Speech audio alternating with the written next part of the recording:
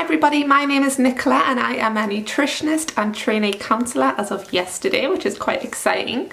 Today I thought I would make a little video all about unhelpful thinking styles because it is important that we recognise these so that we are able to reframe these thoughts and distance and challenge ourselves from these unhelpful thinking styles.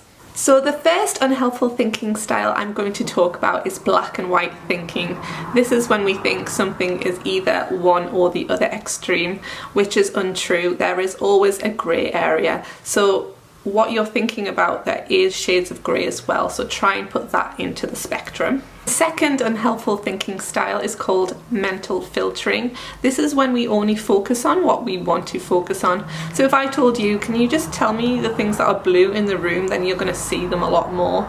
It's when you only concentrate on certain things. So you might be focusing on the negative, or you might be focusing on your weaknesses rather than your strengths. So it's basically putting on some gloomy glasses and only focusing on what you want to try and prove to yourself, which is not always true.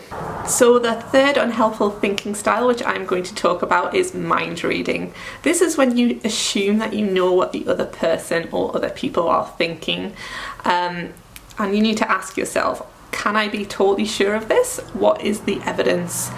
Am I assuming that I can read their mind? Am I assuming what's going to happen? Which kind of leads on to another negative thinking style as well, which is called prediction. Believing that you can predict the future and that you know what is going to happen. Which, of course, we can't predict the future, so it's not helpful to think that way either. This again leads on to another one, which is called catastrophizing. So when we think the absolute worst is going to happen, that is an unhelpful thought because it's thinking the worst, which of course there are more balanced views and the worst thing often does not happen.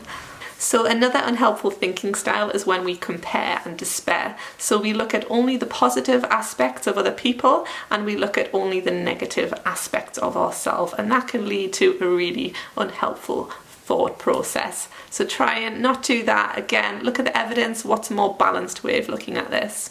So the last unhelpful thinking style, which I'm going to talk about today, is the critical self.